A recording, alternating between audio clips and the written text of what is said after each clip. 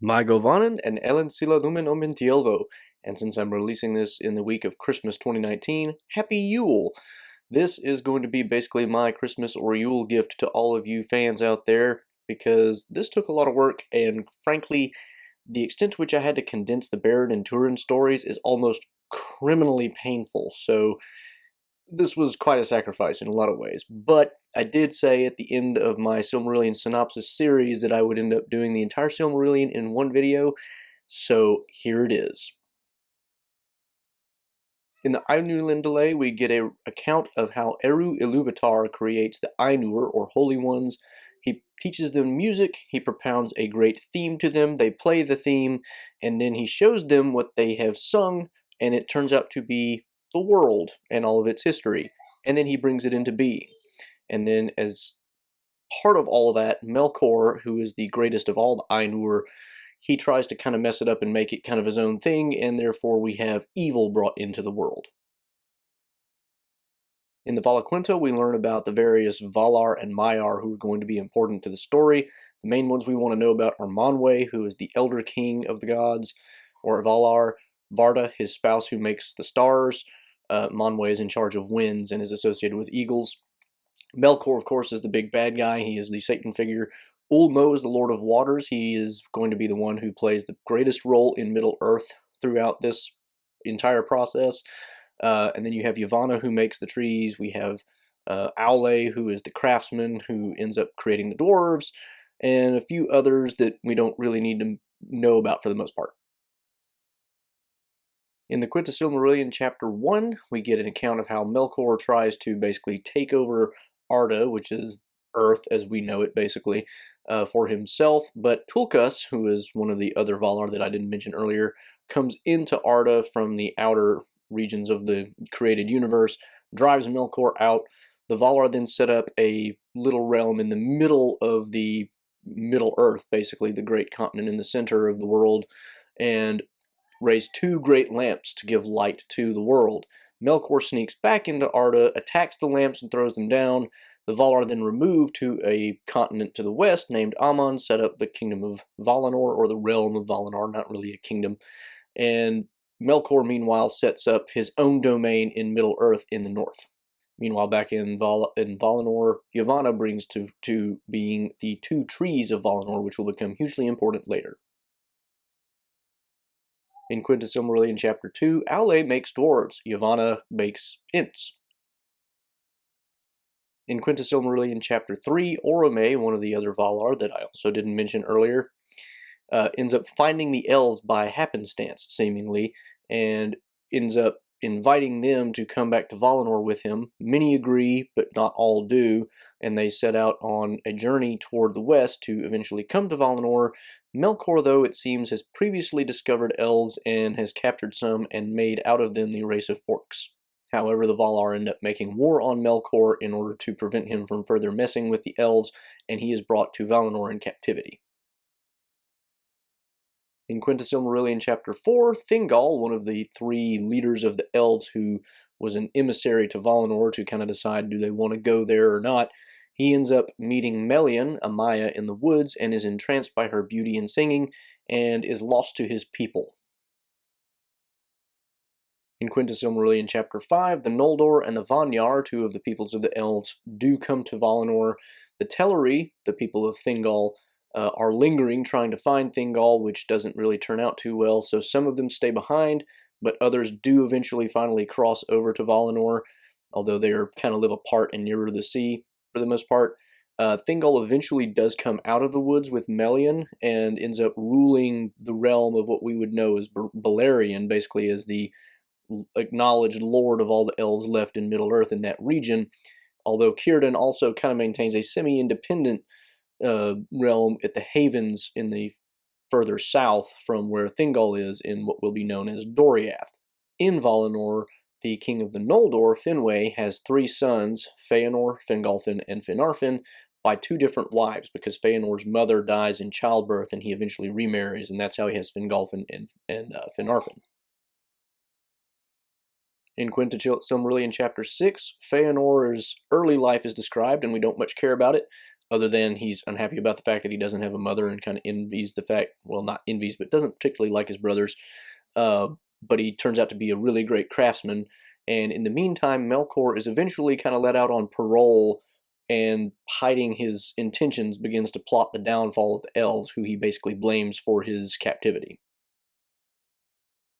In Quenta Silmarillion Chapter 7, Feanor creates the Silmarils, 3 jewels of unsurpassed beauty which capture the light of the 2 trees of Valinor, and meanwhile Melkor is spreading a lot of lies and rumors among the Noldor, which is the people of Feanor, and eventually this creates a lot of tension between Feanor and his brothers, who weren't exactly the best of friends anyway, and this comes to a head, and the Valar investigate the matter and find out that Melkor is basically at the root of it. Melkor flees from Valinor because he knows he's in trouble. In Quenta Silmarillion Chapter 8, Melkor makes an alliance with Ungoliant, who is a evil spirit of spider form who weaves webs of darkness, and together they re-enter Valinor during a time of festival, and together kill the 2 trees of Valinor, and Melkor then basically, by doing so, makes the entirety of Valinor dark, because the 2 trees were the only source of light at this point. There is no sun and moon. And Melkor and Ungoliant together also steal the Silmarils and make their way back to Middle-earth. In Quenta Silmarillion Chapter 9, Feanor, before he learns of the theft of the Silmarils, but after the trees have been destroyed, refuses to basically break the Silmarils in order to hopefully restore the trees, but then they learn of the theft of the Silmarils, and Feanor is now just supremely unhappy, especially since his father was killed in the process, and as a result, he now basically goes back to the Noldor and tries to get them all riled up and plans to leave Middle-earth to chase down Melkor, whom he names Morgoth, the Dark Enemy, and basically try to get the Silmarils back from him.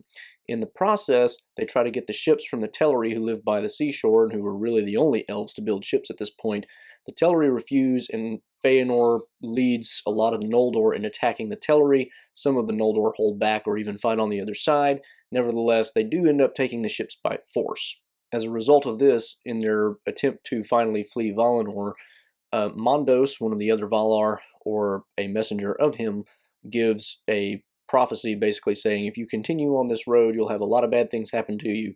At this point, Finarfin turns back with most of his people, but Fingolfin and Feanor continue on, and this ends up leading to further dissension because Fingolfin's people, after a while, start to realize that this isn't going so well and this kind of horrible. Feanor then takes the ships without them, ditches them on the shores of Aman, and makes his way to Middle-earth. Fingolfin and his people are forced to cross what is called the Grinding Ice, or Helcaraxe, far to the north. Meanwhile, Morgoth and Ungoliant, who made it back to Middle-earth, have a quarrel because Ungoliant wants the Silmarils and Melkor refuses to give them up, and Ungoliant almost, does him in, but he is rescued by Balrogs, and Ungoliant is forced to flee. In Quenta Silmarillion Chapter 10, we learn that during all this other stuff that's been happening in Valinor, Thingol has basically been ruling Beleriand.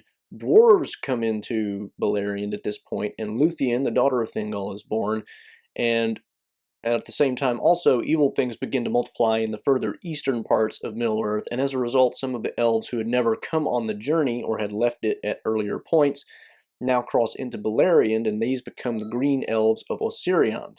Ungoliant takes up her residence in the mountains just north of Doriath, called the Arid Gorgoroth after this point, and orcs eventually also begin to attack the elves in Beleriand, and Círdan is basically besieged, and the leader of the Green Elves is killed, and Melian, as a result of all this, creates what is called the Girdle of Melian around the forest kingdom of Thingol, which is now called Doriath, or the Land of the Fence.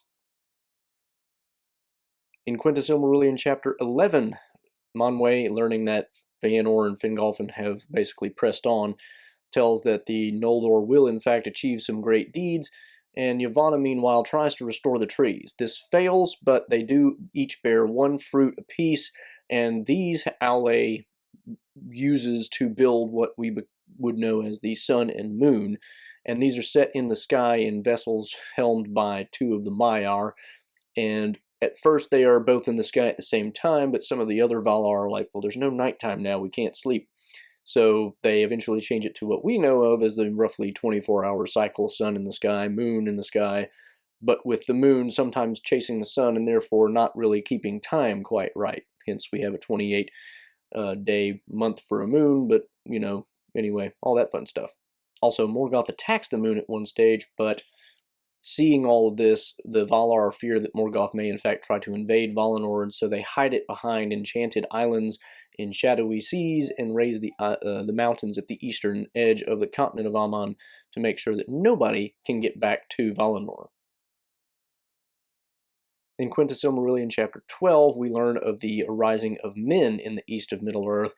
They initially learned a lot from the Elves who never went on the westward journey, and it tells us that these Elves are higher than men, more or less to the same degree that the Elves who went to Valinor are above other Elves. So men are definitely lower on the scale, but we don't see them again for a while anyway. In Quenta Silmarillion Chapter 13, Feanor and his people land in Middle-earth and are ambushed by orcs, but fight them off rather easily, being much greater than the elves in the Middle-earth because of their time in Valinor. Unfortunately, Feanor, in his quest to destroy Morgoth, gets a little over-hasty, gets himself killed by Balrogs, curses Morgoth, and lays it on his sons to uphold their oath, which I forgot to mention earlier. They all swore an oath to make sure that they would recover the Silmarils and nothing would stand in their way. And then he promptly dies. Morgoth offers terms, potentially even a Silmaril, to make peace. Maedhros, the eldest son of Feanor, decides to go ahead and meet them, but neither side is really planning on a nice talk. Unfortunately, Morgoth has the upper hand, captures Maedhros, and hangs him by his arm from a mountain. Meanwhile, Fingolfin's people finally make it over the Helcaraxe, the grinding ice, and Fingon, Fingolfin's son, learning of Maedhros' plight, even though the two sides really kind of don't like each other because of the whole Feanor abandoning them thing, Fingon decides, I'm going to rescue Maedhros. He goes and he does that somehow, but he has to cut his hand off because he can't destroy the chain that's holding him, and as a result of this, the feud is healed. The exiled Noldor then basically kind of divide up where they're all going to be and decide that they're going to Fingolfin is mainly going to be in the west, the sons of Feanor in the east. Thingol is kind of in the middle, with some of the sons of Finarfin, rather, kind of also in the middle, and they are related to Thingol, and so they're a little more in touch with him, and this causes some further tension between the Feanorian camp and the Fingolfin camp. But it all pretty much works out for the most part, and after all this is set up, two of the sons of Fingolfin, well, actually, one of the sons, Turgon, and then one of the sons of Finarfin, Finrod, are given dreams by Ulmo of basically warning them to find hidden secret places of great strength where they can hold out for a long time because their quest is ultimately going to fail, and they are going to need to have stealth and secrecy to maintain any kind of hope in the long game. So as a result, Finrod ends up building the realm of Nargothrond, and is given the Nauglamir necklace by the dwarves who help him build it. After all of this, there is also a fairly significant battle called the Dagor Aglareb, or the Glorious Battle, in which Glaurung, the father of dragons, appears a little bit too early. Morgoth is kind of miffed about this, but the elves do have another great victory, hence it's called the Glorious Battle, and they know peace for quite a long time after that. Here we get a description of Beleriand and its realms. Here's a map!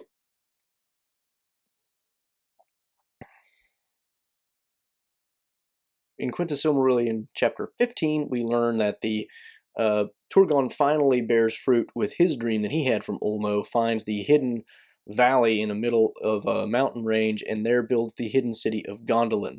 Ulmo warns him that when the doom of Gondolin draws near, he will make sure a messenger comes, and so to make sure he knows who the messenger is, he leaves a set of armor and weapons for this messenger to find, and this will eventually come back later on in the story. Meanwhile, Galadriel, who is a daughter of Finarfin, is staying with Thingol and Melian, her kinsmen, and Melian picks up on the fact that she's not really telling the whole story, and she kind of presses her on it, and she tells her eventually about the Silmarils, but not really the kinslaying and all that, because that's kind of ugly history they don't want to talk about. Rumors begin to be spread, however, by Morgoth probably, and Círdan gets wind of this, that there's a lot of nastiness, about the return Noldor. He tells this to Thingol, Thingol then kind of gets really mad at the Sons of Finarfin. The Sons of Finarfin defend themselves, basically saying, hey, it's all Feanor's fault. Thingol kind of cools off toward them and remains friends with them and Fingolfin because of their passage over the Helcaraxe, basically saying, well, they paid for it. But Feanor's people he doesn't like at all, and he refuses to have the Noldorin language spoken, and after this, basically the only tongue spoken in common is the tongue of the Grey Elves of Beleriand, not the returned Noldor. In Quenta Silmarillion Chapter 16, we learn that Turgon's sister, Arnoediad, doesn't really like being cooped up in Gondolin and therefore wants to go and visit some of her family in other parts of Middle-earth. But Turgon is basically trying to keep everybody in Gondolin to stay in Gondolin so that it remains a secret. However, she eventually leaves because he can't keep her there. And after going into the east, she goes riding in a forest, gets lost, and Eol, a dark elf, who is kind of called the Dark Elf, who tends to live alone and is kind of a shady character in a lot of ways, no pun intended, he ends up kind of leading her subtly to his own dwelling, and they marry forcibly or unforcibly, it's not really clear. Eventually they have a son named Meiglin. Meiglin grows up hearing the stories of Gondolin from Arthel, who of course has never revealed its location to Eol, and Meiglin, who doesn't particularly like his father any more than anybody else does, finally convinces her when Eol is gone at one point, hey, let's hightail it back to Gondolin and get out of here because this isn't really going anywhere. She therefore takes him on the road back to Gondolin. Eol returns early and therefore follows them, and eventually does follow them all the way to Gondolin. He kind of lucks out and finds them entering the secret way just at the last moment. And while Meiglin and Arthel are received very kindly when Eol shows up, he is also welcomed, but Eol doesn't want anything to do with it. He wants Meiglin back, and he wants Arthel back, but he'll take Meiglin if it comes down to that. But Turgon basically says, you can't leave, and Eol says, well, in that case, Meiglin's going to die, and I'm going to die. You can't have us. But what happens is Arthel steps in front of Meiglin after he throws a poison javelin at him, and so she takes the wound, she dies, and Turgon then puts Meiglin to death. I mean, not Meiglin, Eol to death. And Meiglin, through all of this, is kind of quiet about everything, and so we're already wondering, what's up with this guy?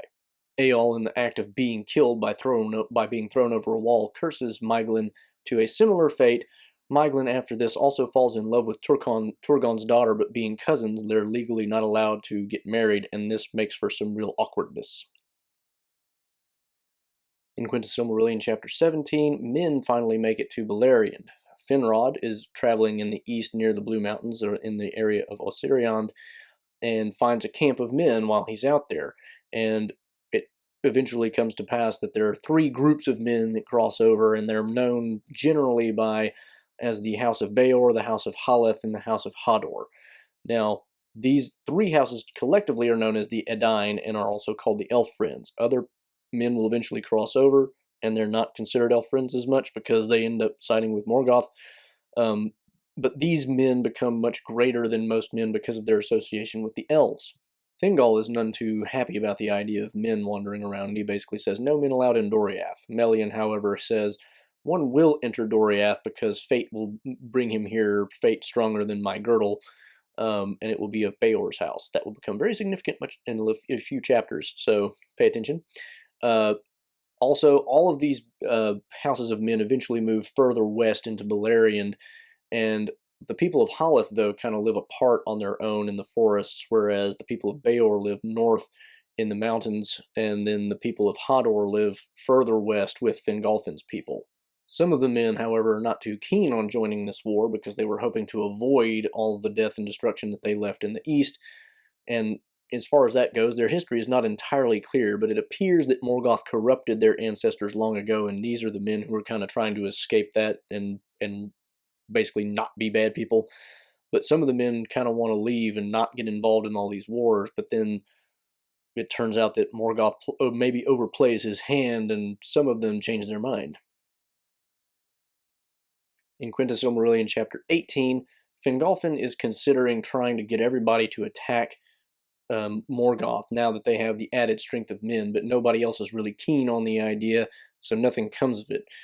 In time, Morgoth eventually lets loose another attack in the Dagor Bragollach, the Battle of Sudden Flame. Glaurung, who is now fully grown a dragon, now comes forth with also a huge lava flow that wipes out a lot of people by itself. And this sudden onslaught actually does succeed in breaking the siege that the elves had set up. As a result, Finrod, who is at this point in the north, fighting in the battles and whatnot, has to be saved by Barahir, who is the current lord of the people of Beor in the north. And as a result, he gives Barahir his ring as a token of, basically, he owes him a debt, and therefore he will help his kin if he has to. And the ring is basically his proof of, the oath that Finrod gives him. Finrod does escape. Barahir's people, though, are reduced basically to him and 11 other people. They send their women to the south, and eventually many of them end up coming into the people of Hador. The realm of Fingolfin stands because it's surrounded by mountains, and the people of Feanor are still way off in the east, and some of them manage to hold out, but not all of them. Depends on how fortified their locations are. However, as a result of all this, the siege is broken, and Fingolfin, in a rage, basically rides alone to the gates of Morgoth and bangs on him and says, "Come out, you coward, and fight me." Morgoth, basically to save face, does it, and he ends up killing Fingolfin, though he's wounded multiple times in the battle, and he's about to just completely desecrate Fingolfin's body when Thorondor, the king of the eagles, comes and swoops and takes the body to Turgon in Gondolin, where it's buried. Also, in this period, Sauron, who was one of Morgoth's, well, actually the greatest servant of Morgoth, takes the tower of Finrod that was in the north of Beleriand and makes it his own. Húrin and Huor, who are heirs to the House of Hador, are living with the people of Halath at the time, and in a battle they get separated and eventually lost, and eagles fly them into Gondolin, where they live for a while. Turgon eventually lets them go, basically because they have no idea how they got there because of the eagles and because there was a lot of fog at the time. And it's guessed by many after their return that, sure enough, they probably were in Gondolin because they were gone for a year, and yet they came out richly clothed and well fed. And eventually they will wed two of the women who were escapees from the people of Beor. Húrin weds Morwen, and Huor weds Rion. Morgoth gets wind of this rumor that they had been to Gondolin, and meanwhile Turgon begins sending people to sail ships into the west, hoping to reach the Valinor and hopefully gain the aid of the Valar. In Quenta Silmarillion Chapter 19, we finally get the Beren and Luthien story, the first of the Great Tales. Barahir and the rest of his companions are killed, except for Beren, due to treachery. Beren is out doing something else, but finds out about it and eventually hunts down the orc band that killed his father and company, and takes the ring, which was taken from Barahir's body, back. He then flees to the south out of necessity, and eventually comes to Doriath, and he ends up being the person that Melian foretold would enter Doriath despite the girdle. There he sees Luthien, falls instantly in love, much like Thingol fell in love with Melian, and when Thingol finds out about this, he is in a huge rage, and Luthien brings Beren before him, and Beren basically says, "I want to marry your daughter," and Thingol says, "Ha, no, you can bring me a Silmaril if you want my daughter." Beren says, "Oh, you just want a jewel? Fine, I'll go do that." He then leaves and goes to enlist the help of Finrod with the ring of Barahir in his hand. Unfortunately, when he comes to Nargothrond to seek Finrod's aid, he awakens the Oath of Feanor because two of Feanor's sons, Celegorm and Curufin, are staying with Finrod after the Dagor Bragollach, and they turn most of the people of Finrod kind of against him because of the specters of fear that they raise in trying to do anything like this. However, Finrod and 10 others do go with Beren into the north. They disguise themselves as orcs after killing a small orc band, and then they try to basically sneak their way to Morgoth's fortress. However, they are spotted by Sauron because they have to pass by Finrod's old tower, where Sauron now dwells, and Sauron has them brought before them and reveals that they are in fact elves. He therefore puts them in a dungeon and kills them one by werewolves. Luthien learns of Beren's plight and therefore leaves Doriath and is basically caught by Celegorm and Curufin, who pretend to want to help her but then just keep her prisoner in Nargothrond. Huon, however, a hound from Valinor, who is basically immortal and will only be killed by the greatest werewolf ever, rescues her from prison and goes with her to the north to rescue Beren. They make it to the tower. She begins to sing. Sauron sees her and he's like, ooh, Morgoth will pay me a lot for her, and starts sending werewolves out. But the Huon basically kills them all rather stealthily until finally the greatest of the werewolves that are there comes back to Sauron and dies at his feet saying, Huon is here. Sauron then turns himself into an even greater werewolf, thinking, I'm going to kill this guy, and goes out there and proceeds to get beaten by Huon with Luthien's help. So he has to give up control of the tower, and therefore Luthien is able to basically bring it crumbling to the ground. And there they find that all of the prisoners had been killed up to this point, because basically one by one they were killed until only Beren and Finrod were left. A wolf was going to kill Beren. Finrod managed to break out of his chains just in time to wrestle the werewolf to death, but he is also killed by the werewolf, so Beren is the only one left. They bury Finrod, and his tomb remains inviolate for the rest of the history of Beleriand, and Beren himself has to be healed by Luthien. Beren and Luthien then go in disguise to the fortress of Morgoth, where they have to put to sleep the greatest werewolf ever. Huon stayed behind, by the way, so that was smart. But they put to sleep the greatest werewolf ever with Luthien's magic, which Morgoth had basically specifically raised for the purpose of killing Huon. They sneak in. Luthien manages to put Morgoth and everybody in his throne room to sleep. Beren gets a Silmaril loose and decides, hey, why not go for all three? But in the middle of trying to get the second one, his knife snaps, starts to wake up everybody. They run with the one Silmaril, but the werewolf is also now awake, and Beren basically steps in front with the Silmaril and says, hey, don't touch this. And he touches it by biting off Beren's hand. And because the Silmaril burns anything that's evil, it starts to burn his insides, and he goes absolutely crazy and goes on a rampage. Eagles help fly Beren and Luthien to the borders of Doriath, and they are there. Beren is healed. They eventually come before Thingol, where Thingol says, well, where's the Silmaril? Beren says, it's in my hand. Oh yeah, where is it? And he holds out his handless arm and basically tells him the whole story, and then Thingol finally becomes a human being. Well, not really, but you know what I mean. He's no longer quite a jerk, and decides, okay, I'm not going to hate you as much as I used to. Meanwhile, the werewolf has made it into Doriath, and they decide, well, we're going to have to hunt and kill this thing. So Thingol, along with Huon and Beren, go hunting with some other elves to kill the werewolf, but the werewolf ends up killing Huon and Beren, well, mortally wounds Beren in the process. But they do cut the Silmaril out, and Beren manages to give it to Thingol, and after he dies, in front of Luthien. Luthien then also dies of sorrow, goes to the halls of Mondos, which is where everybody who dies goes before they go wherever they go.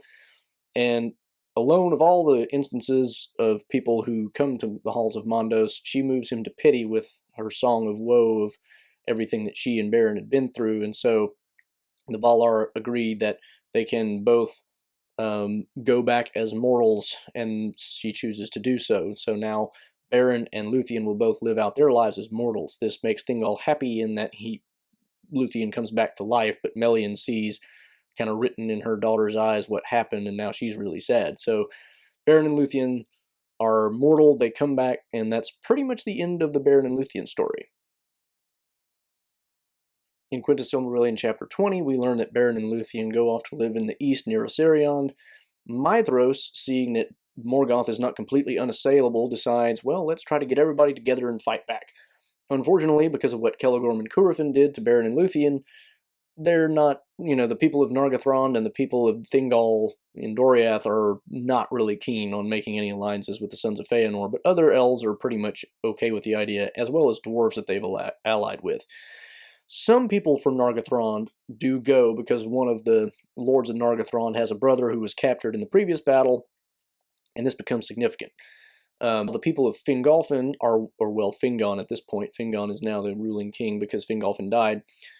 His people are waiting in the west for... Unfortunately, they're delayed because of the treachery of some of the men, and in the meantime, the brother of that one lord of Nargothrond is brought out and brutally murdered in front of the entire host of Fingon, and therefore the people of Nargothrond rush out into a headlong attack, and it's really a violent attack, and therefore almost turns Morgoth's plans on its head, but they are eventually killed off and captured, and the battle starts to go really badly. Maedhros' own army is eventually attacked from behind by the men who were delaying him, and the other men who were not traitors end up killing some of the bad ones, but overall, the whole battle ends up going very badly. Turgon also came out of Gondolin and manages to escape back to Gondolin with the help of Hurin and Huor in the western part of the battle. After the end of the battle, the evil men who sided with Morgoth are basically given Hithlum, the land of Fingolfin and Fingon, to the south, so he's treating them pretty badly even after they helped him out. And therefore they live there, and basically the people who were Fingon's people that couldn't get out are now slaves, basically. And Hurin is taken alive to Morgoth in the hopes that Morgoth can derive from him where Gondolin is, because that's what he's really most worried about. Hurin defies him and won't give up the information, so Hurin basically curses his family and sits him on a chair high up on a mountain and basically says, "You will see with my eyes the way that my curse plays out on your family, so just watch." Now we come to the second of the great tales. Hurin's child Turin, son of Morwen as well, is brought up in this period where now the people of Hithlum are basically slaves. Morwen doesn't want this to happen to Turin, so she sends him off to Doriath. Since she's a relative of Beor and Barahir and Beren, she is hoping that he will be accepted there as a fosterling, and he eventually is brought before Thingol, and Thingol himself decides to foster Turin, which, is a really big deal. Turin is not the most lucky of people, and he grows up being rather a gloomy sort because of his separation from his mother, and eventually they get no more messages from her, and eventually when he is approaching manhood, he asks Thingol, "Give me some weapons and I'm going to go out and start fighting people." He comes back at one point, and some guy makes fun of him and the people of his household, basically, and he hurts him, and things go from bad to worse, and eventually he accidentally gets the guy killed because he attacked him, and the other guy attacks Turin. Turin therefore, overcomes him and starts chasing him around, and he eventually just dies by accident, and fearing that he's going to be blamed, he leaves. Beleg, who is the foremost march warden of Thingol, decides he's going to go after him and try to find him and bring him back, because Thingol pardons him after he finds out the full story. Beleg pursues him and finds him with some outlaws that he had joined with, but he won't come back, so Beleg goes back to Doriath. Turin and his men eventually find some dwarves, and one of his men kills one of the dwarves, and he captures the father of the other two, and basically after all is said and done, the father, Meme, agrees to let them live at his place, which is kind of secret and hidden, in exchange for his life. And Turin, finding out they actually did kill his son, basically says, "If I ever come into any kind of money, I'll give you a ransom for your son's life."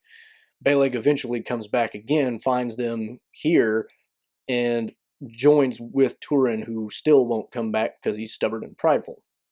Meme eventually betrays them to orcs, and Beleg is wounded. Most of the other men are killed. Turin is taken captive. Beleg, after he manages to heal himself, follows Turin, eventually catches up with the orc band, and also runs into Gwyndor, who had been captured in the previous battle, and meets him, and it gets him to help him rescue Turin while all the orcs are asleep, gets them out, tries to cut him loose from the chains or whatever they had him in, but with his sword pricks Turin's foot, and he wakes up and, thinking he's being molested by orcs, basically tackles Beleg, gets the sword, kills Beleg, and then after that he's just kind of like in a trance almost. Gwyndor has to basically lead him away. Eventually Gwyndor brings him to Nargothrond, where he kind of hides his identity and eventually rises up in the ranks as a valiant captain, and also he ends up being high up in the councils of the king. During this period, Gwyndor is also trying to rekindle his romance with the king's daughter, but that's not working out too well because now she's in love with Turin, and eventually Turin, in his way of thinking, he's trying to always go for open battle instead of secrecy, and this eventually brings attention to Nargothrond by Morgoth. Morgoth sends Glaurung and a whole bunch of orcs down. They eventually sack Nargothrond, kill the king, kill Gwyndor. Gwyndor tells Turin, "You have to save, my old flame, or you're doomed to just keep being under this curse that Morgoth has you under.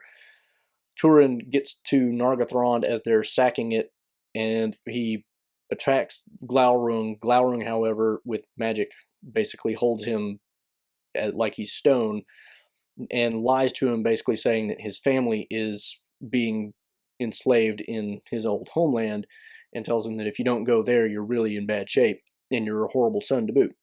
So he doesn't follow Finduilas and try to save her. That's the daughter of the king. Forgot to mention her name.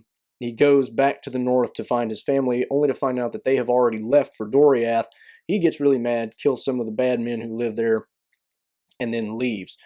Knowing now that Morwen and Nienor, his mother and daughter who were born, the daughter was born after he left, are safe in Doriath, he figures he'll just leave them there, and he goes off to try to find Finduilas again, but he comes too late. He finds the men of Haleth in the woods of Brethil, and they tell him that she was actually killed by orcs when they ambushed the party, because the orcs basically just killed all the captives and then started fighting them. So he just joins the men of Brethil at this point. Meanwhile, Morwen and Nienor in Doriath, he'll hear word that Turin was known to have been this person who was in Nargothrond, even though he had hid his identity, and they decide they want to go find out. Thingol is against this, Melian is against this, everybody's against this, but basically he can't keep them there, so he sends some elves with them, and they go to Nargothrond, and unfortunately, at the end of the story of all of that, Glaurung eventually casts a spell on Nienor, making her forget who she is, and she's kind of just in a world of blackness. She doesn't remember anything, can't see anything, can't hear anything, and so the few elves that stick around after Glaurung does all his nastiness try to take her back to Doriath, but they're ambushed by orcs, and then she starts running away and ends up lost. She happens to be near the woods of Brethil where Turin and the other people of Haleth are, and so Turin finds her, takes her in, and eventually they fall in love, which is really, really weird because they're brother and sister. And over time, because of Turin's exploits there, he also again draws the attention of Glaurung the dragon, who then comes out of Nargothrond and comes north to try to destroy the people of Haleth and Turin. And as a result, Turin then has to go and kill the dragon, which he manages to do, but he faints in the process. Nienor comes up and starts to tend to his wound, and Glaurung, with his dying breath, basically releases her from the spell, and then she realizes, oh my gosh, I've got a baby, and it's with my brother, and she goes and throws herself off a cliff. Turin wakes up. One of the men of Haleth basically tells him what happened, and he's so mad he just kills him. And then the elves who had been trying to find Nienor after she escaped came up and basically find Turin, and then Turin learns from them that this woman that he had married was in fact his own sister, and he eventually commits suicide. And that's pretty much the end of Turin's story.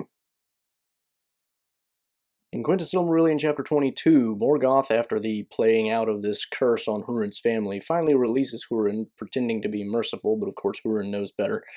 Hurin is let go. Hurin goes to the general vicinity of where he thinks Gondolin is, and therefore accidentally reveals the location of Morgoth. Hurin then goes south to Nargothrond and finds that Mime the dwarf is set up there with basically trying to take the dragon horde for himself.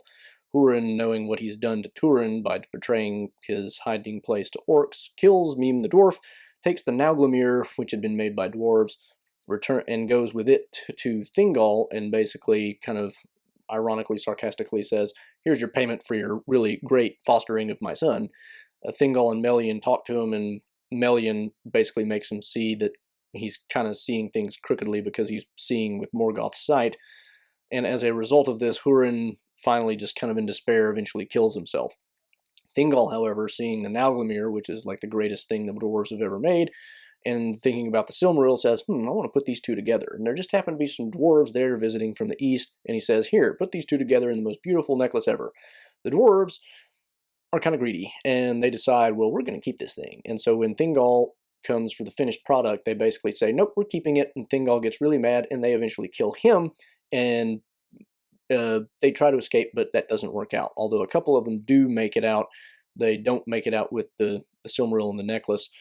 but they do end up telling the dwarves in the further east what happened, except they kind of lie about what went down to make it look like Thingol is totally the bad guy.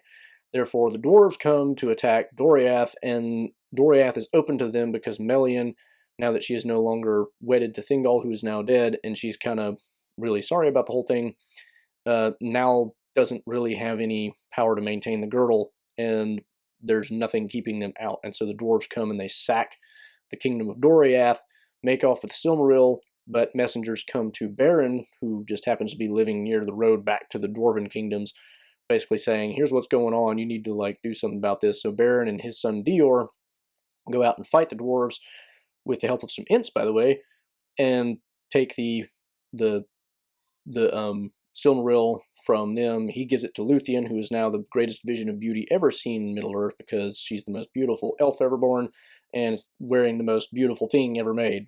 So after that, their son Dior goes to basically try to reestablish the kingdom of Doriath, which works for a while, but then he inherits the Silmaril when Beren and Luthien eventually die, although nobody knows when they died, where their bodies are, anything like that.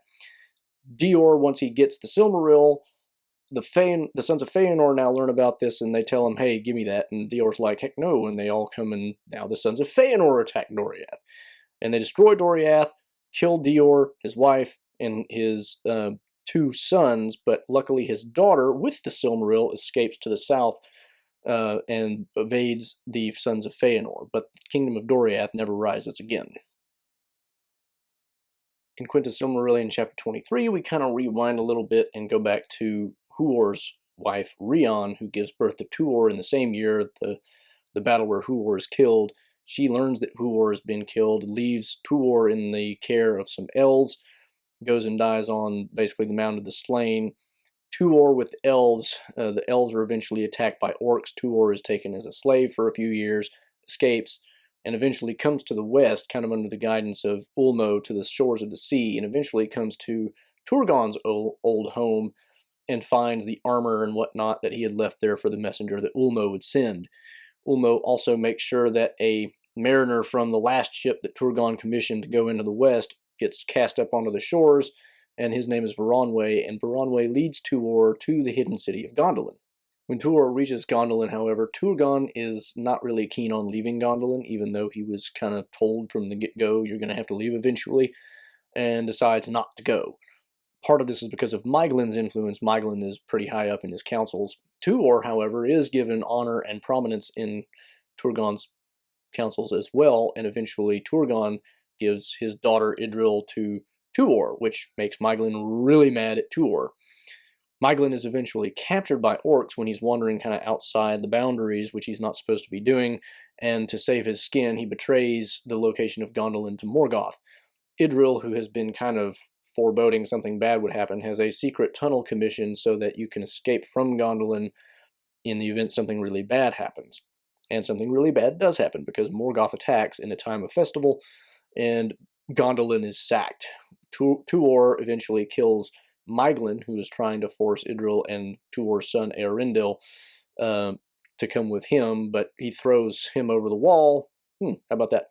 And he and Idril and Ainulindale escape with a bunch of other refugees from Gondolin. They go into the mountains to the north, which is kind of the place nobody expects, but they are ambushed by some orcs and other bad things there, including a Balrog, but Glorfindel manages to kill the Balrog by committing suicide, jumping off a cliff face, basically, with the Balrog. Sound kind of familiar?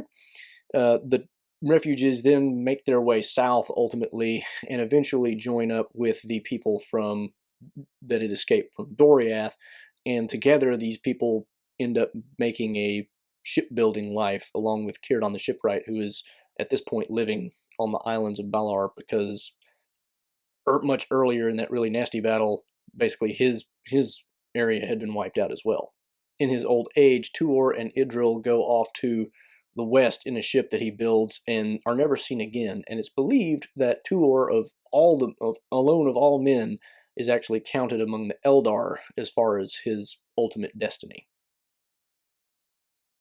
In Quenta Silmarillion Chapter 24, Eärendil weds Elwing, who is the daughter of Dior, who has the Silmaril, and they have two sons, Elros and Elrond. Eärendil goes sailing west, hoping to find Tuor, and also hoping to finally come to Valinor to to seek the Valar's aid in the war against Morgoth.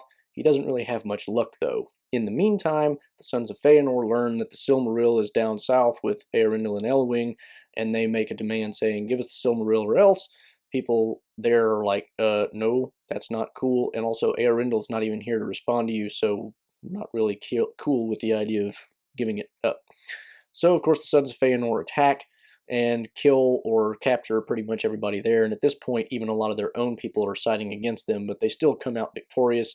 Elwing with the Silmaril, however, jumps into the sea, and Ulmo turns her into a bird. She then flies to the boat where Eärendil is, and they are reunited. The sons of Eärendil, Elros and Elrond, are taken as fosterlings by Maglor, who is the other son of Feanor, and he and Maedhros are the only two left at this point. Eärendil, with the aid of the Silmaril, actually manages to get through the Enchanted Isles and the Shadowy Seas and finally does come to Valinor.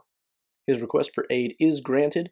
His sons and he and Elwing are given the choice basically to belong to the race of men or elves. Eärendil leaves it up to Elwing, who chooses elves, so he also chooses elves. His ship is hallowed, and he is set into the sky to sail basically as the star Eärendil, and when it rises, the people in Middle-earth take new hope. Meanwhile, the Valar are preparing for a war on Morgoth, and they eventually do set sail and attack Morgoth, and Morgoth lets loose winged dragons for the first time, and this beats back the host of the Valar for a while, and Eärendil comes with the eagles and attacks the winged dragons, throws down the greatest of the winged dragons, and this eventually leads to the turning point of the battle, and finally Morgoth is once again captured. The host of the Valar do take the Silmarils from Morgoth, but then Maedhros and Maglor come and they steal them, and taking one each they leave, but the Silmarils burn their hands, and so they know that they no longer have any real claim to them. Maedhros throws himself into a chasm with lava at the bottom, and with the Silmaril, Maglor at the shores of the sea throws his Silmaril into the sea and sings basically his sorrow for the rest of his days. And so the Silmarils all end up in the earth, the sea, and the sky. Meanwhile, most of the elves end up sailing west into Valinor, or the island of Tol Eressëa off its shores, because the Valar have pardoned them, although many remain in Middle-earth. Elrond becomes, well, he stays in Middle-earth, and then Elros becomes the first king of Numenor, which is created for the people of men who were faithful to the elves. Speaking of Numenor, in the Akallabeth, we get the description of Numenor, how the men came there, and for a long time their glory and power increased, as well as many other things. They were given long life by the Valar, and over time, however, they began to be envious of immortality, and as a result, their bliss started to go downhill, even though their glory and power kept going on the increase. The last king of Numenor eventually captures Sauron because they're just that powerful, and Sauron basically surrenders out of deceit, planning to bring about the downfall of Numenor. He, in a very short amount of time in Numenor, manages to become the greatest counselor to the king and basically fills his head with lies about Melkor being the actual greatest person that they need to be worshipping, and eventually gets him to decide to attack Valinor itself in an attempt to gain immortality.